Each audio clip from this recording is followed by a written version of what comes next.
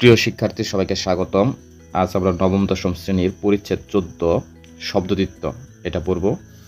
তো চলো শুরু করা যাক আজকের ভিডিও। তো প্রথমে আসি যে শব্দদ্বিত্ব কি। শব্দদ্বিত্ব হচ্ছে অভিন্ন বা সামান্য পরিবর্তিত চেহারায় কোনো শব্দ পরপর দুইবার ব্যবহৃত হলে তাকে শব্দদ্বিত্ব বলে। মানে অভিন্ন বা কিছুটা পরিবর্তিত হয়ে একটা শব্দ যদি পরপর দুইবার ব্যবহৃত হয় সেটা হচ্ছে শব্দদ্বিত্ব।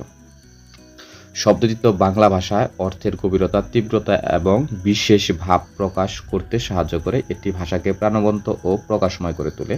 তো শব্দদ্বিত্ব হচ্ছে তিন প্রকার।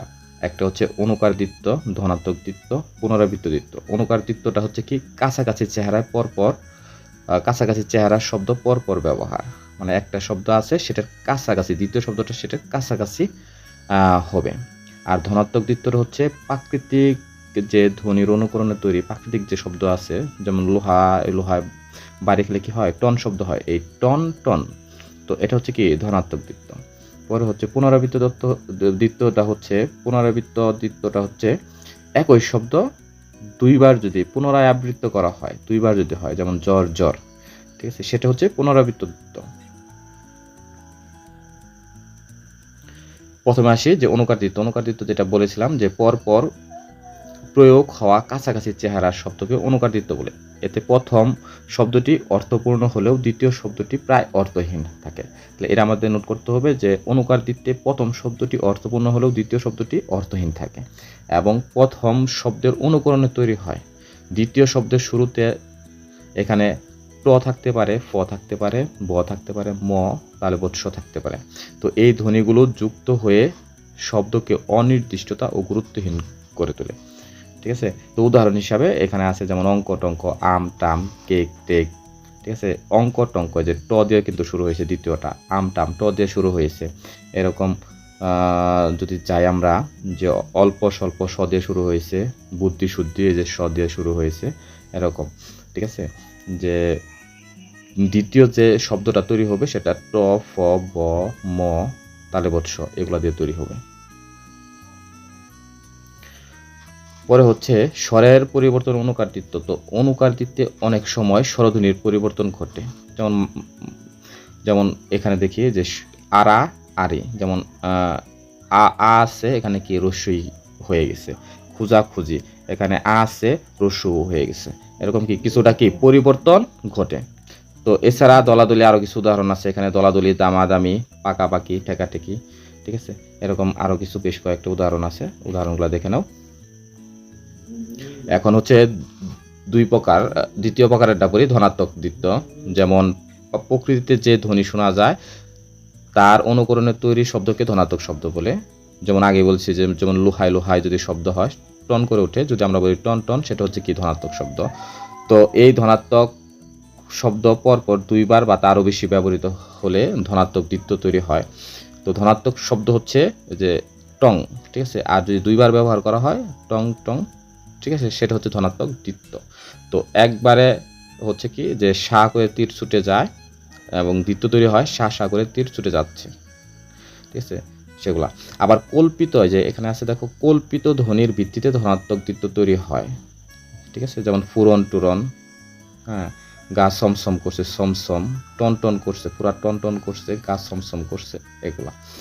ঠিক আছে। এবং বহুবারও কি যে ব্যবহার করা হয়, বহুবার ব্যবহার করে তীব্রতা প্রকাশ পায়। যে সা সা সা করে অসংখ্য তীর চারদিকে ছুটে গেল, এখানে তীব্রতা প্রকাশ পেয়েছে, এটা মনে রাখতে হবে।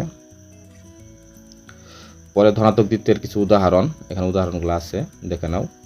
তো মাঝখানে স্বরধ্বনির আগমন, কিছু ধনাত্মক দ্বিত্ব মাঝে স্বরধ্বনি যুক্ত হয়, যেমন খপাখপ, গপাগপ, ঝটাঝট, ঠিক আছে, ফটাফট, দমাদম, পটাপট, এগুলো কি কিছু ধনাত্মক স্বরধ্বনি আছে যেগুলোর মাঝখানে স্বরধ্বনি যুক্ত হয়। এগুলার উদাহরণগুলো আমরা দেখে নিলাম। এখন হচ্ছে 3 নাম্বার যে পুনরাবৃত্ত দ্বিত্ব। পুনরাবৃত্ত দ্বিত্ব যে কোনো শব্দ হুবহু একইভাবে যদি আবৃত্ত হয় পুনরায়, সেটা হচ্ছে কি পুনরাবৃত্ত দ্বিত্ব। এই ধরনের শব্দের বিভক্তিহীন ও বিভক্তিযুক্ত থাকে। ঠিক আছে। যে বিভক্তিহীন এবং বিভক্তি যুক্ত থাকে। এখন বিভক্তিহীন কোনগুলো, যেমন যে শব্দগুলোর সাথে বিভক্তি যুক্ত হয় না সেগুলো বিভক্তিহীন, যেমন জ্বর জ্বর, ঘুম ঘুম চোখ, গরম গরম জিলাপি, ভালো ভালো, হায় হায়, হঠাৎ হঠাৎ, এগুলোর সাথে একটারও কিন্তু বিভক্তি যুক্ত হয় নাই। আর বিভক্তিযুক্ত পুনরাবৃত্ত, বিভক্তিযুক্ত হয় যেসব শব্দগুলোর সাথে, সেগুলো হচ্ছে কি, যে বিভক্তিযুক্ত হয়ে পুনরাবৃত্তি করে যেসব শব্দগুলো, সেগুলো হচ্ছে কি বিভক্তিযুক্ত পুনরাবৃত্ত শব্দ। যেমন কথায় কথায় সপ্তমী বিভক্তি যুক্ত হয়েছে, ঝাঁকে ঝাঁকে সপ্তমী বিভক্তি যুক্ত হয়েছে, চোখে চোখে সপ্তমী বিভক্তি এ বিভক্তি, হ্যাঁ, মনে মনে এ বিভক্তি আছে, পথে পথে এ বিভক্তি আছে, সুরে সুরে এ বিভক্তি আছে এখানে কিন্তু। এগুলো হচ্ছে কি বিভক্তিযুক্ত পুনরাবৃত্ত শব্দ। এখন আমরা অনুশীলনের প্রশ্নগুলো সমাধান করি। যেমন 1 নম্বরে আছে অভিন্ন বা সামান্য পরিবর্তিত হয়ে দুইবার ব্যবহৃত শব্দকে কি বলে? শব্দদ্বিত্ব বলে। তো শব্দদ্বিত্ব কত প্রকার? শব্দদ্বিত্ব 3 প্রকার আমরা জানি, অনুকার, ধনাত্মক এবং পুনরাবৃত্ত। তো পর পর প্রয়োগ হওয়া কাছাকাছি চেহারার শব্দকে অনুকার দ্বিত্ব বলে। পর পর প্রয়োগ হওয়া কাছাকাছি চেহারার, এটা হচ্ছে কি অনুকার দ্বিত্ব। কোন ধরনের দ্বিত্বে বিভক্তি যুক্ত হতে দেখা যায়? যে পুনরাবৃত্ত দ্বিত্বে কিন্তু বিভক্তি যুক্ত হয়। আর একটা পুনরাবৃত্ত দ্বিত্ব হচ্ছে 2 প্রকারের, একটা বিভক্তি যুক্ত আর একটা বিভক্তিহীন। পরে হচ্ছে কোনটি ধনাত্মক দ্বিত্বের উদাহরণ? টং টং, এটা হচ্ছে কি ধনাত্মক দ্বিত্বের উদাহরণ। তো বিভক্তিযুক্ত শব্দদ্বিত্ব কোনটি? ঝাঁকে ঝাঁকে। বিভক্তি ঝাঁকে ঝাঁকের মধ্যে কি বিভক্তি আছে? আর এগুলোর মধ্যে কি বিভক্তি নাই? গুম গুম, কত কত, এগুলোর মধ্যে বিভক্তি নাই। তো ঝাঁকে ঝাঁকে এটার মধ্যে বিভক্তি আছে। নিচের কোন ধনাত্মক দ্বিত্বের মাঝখানে স্বরধ্বনির আগমন করেছে? খপাখপ, খপাখপ, এটার মধ্যে স্বরধ্বনির আগমন ঘটেছে। এই যে খপাখপ, হ্যাঁ, যে স্বরধ্বনির আগমন ঘটেছে। ধন্যবাদ সবাইকে।